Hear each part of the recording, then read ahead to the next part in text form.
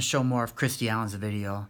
By the way, if you're new to this video, meditate on 528 hertz or 432 hertz. Just start meditating on positive frequencies and wake up, get out of the matrix. Let me, here's my Instagram. I'm going to type it with one hand. I'm going to try to make this quick because this video's got it. Okay. Let's see. I'm just going to type in somebody. Let's just do this. I just need to get to the search engine of Instagram. They kind of make this complicated in a way. I should be able to... Okay. Okay, so again. Mute Seth. Should come up, man. Alright. Mute Seth, man. This is my Instagram, man. This is what I got, dude. So yeah, just follow me and shit. Okay. So anyway, yeah, I reverse commercials, not from 1980. But see, reverse messages connect back to people's subconscious, but it can also be spiritual. There could be demons that can connect within the subconscious.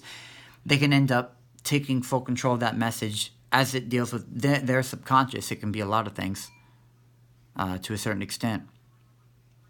Because, yeah... This is still 2019. They said this year they fell out with the alien. So sometime in 2019 they'll fall out with the alien, man.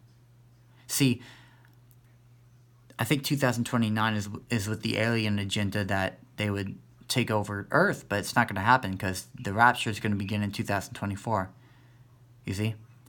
This is how the devil that's working thinks that he can distort God's plan, but God controls all alternate reality. So what do they think they can do? They can't do anything, but that's why they try to get rid of me, because as I reverse the messages in the commercials of 1980, see, it doesn't matter if it's 1980 because these people are like these people who talk in commercials, like they're not what you think they are. They have a lot of power, so they can have their they have their third eyes open.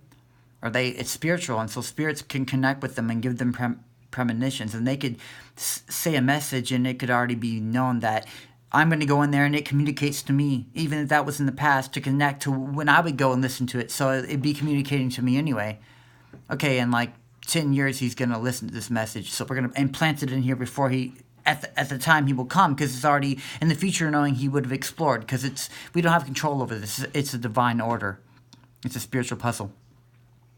So, one of the messages, like when they said, this year we fell out with the alien, then there was another one of the messages said, that Jesus has carried Earth on his shoulders for so long, he'll die down, won't he?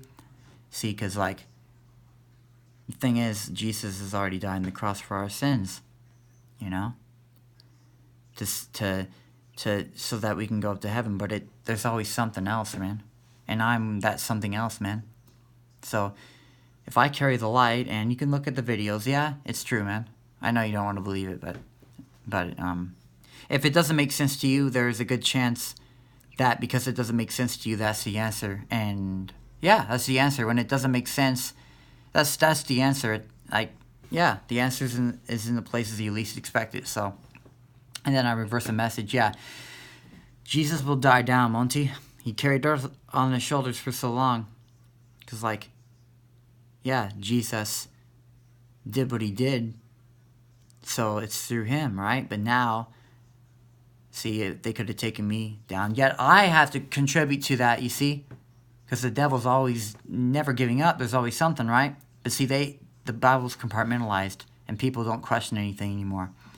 The Bible has significant truth within it, but nobody questions. There's lost pages of the Bible. Nobody starts questioning just, what they've hidden. And by they, I mean the popes and the Vatican. I shouldn't have to talk like this, but people are so compartmentalized. I'm staring into their soul, and they're still, thinking about school and stuff. And, their eyes are, like paper. They're not even full. The people who laughed at me and took advantage of me, I can see them on Facebook. They're so one-dimensional, and their eyes are paper, man. And it's sad, because they might not wake up, who knows. Anyway, so yeah, Jesus is carrying earth on his shoulders, so that's a metaphor for, Jesus is still dealing with earth. And a lot of others see it's more than just earth, man. It's more than just that. But, see, that's, okay. So Jesus is still dealing with the fact that, it's still a plan that they have to ascend up to the next dimension to get out of this matrix to, wake up and go to heaven. But it's more complicated than that. But basically, Jesus carried earth on his shoulders metaphorically, where I still have to make it so where I can, it's gonna happen, but I'm the chosen one that is the last descendant of the Adam and Eve family, and I've been known, like everybody knows who I am from in the ancient times. All the prominent enemies in power, like the Pharaoh and stuff like that, like Anu, the goddess of death. I think she knew who I was, and I think when she died and she figured out that I succeeded and that I went up, she was torn. That made her cry, because these pagan goddesses, like, they all love evil, okay? And if I succeed, like, that's gonna make them cry, because they don't want that. They like to hide in the dark. So the thing is, that message saying Jesus carried earth on his shoulders, he will die down, won't he? Won't he?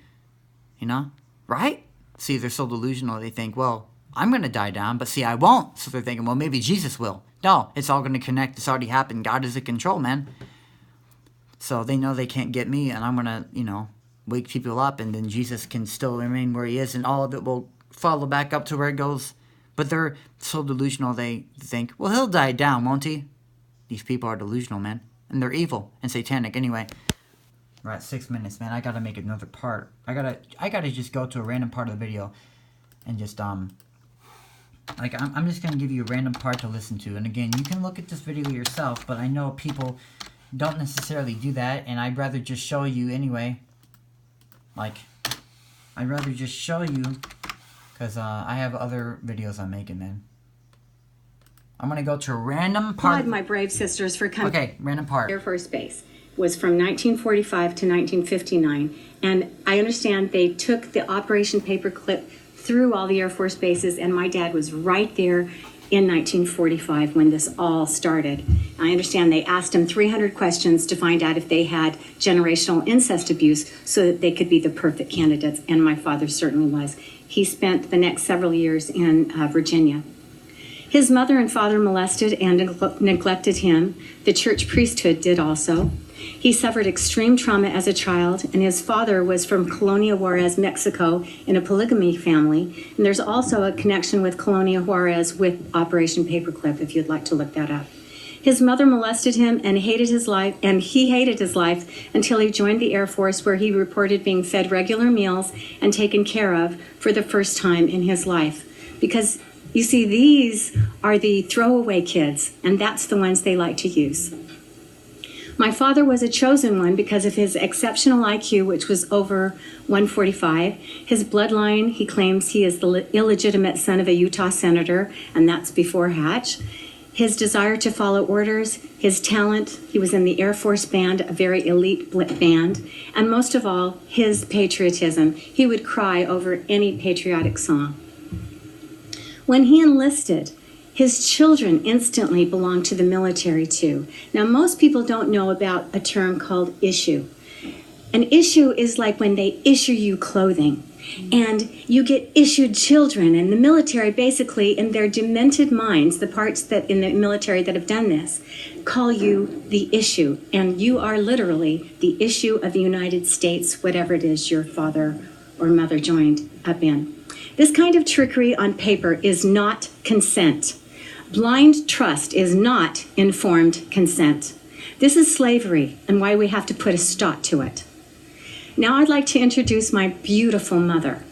Now tell me, if you were looking for a breeder for DNA experiments in the military and secret government intelligence programs, wouldn't you pick her too? So with generations of unconscious baggage in hand, my mother was put into an orphanage and was not potty trained until she was 6. She and Dad, who were both incest abuse victims going back several generations, got married after only knowing each other for 10 days in July of 1948. We lived in Glendale, Phoenix, Sunnyside, St. Joseph, Thatcher, and Wilcox, Arizona, and all through until our family grew to 7 children. My dad started out working for the post office, which I now understand is the CIA. CIA get assignments, not choices. And his assignment after Arizona was to become a music teacher in Santa Maria, California, which is 15 minutes from Vandenberg Air Force Base.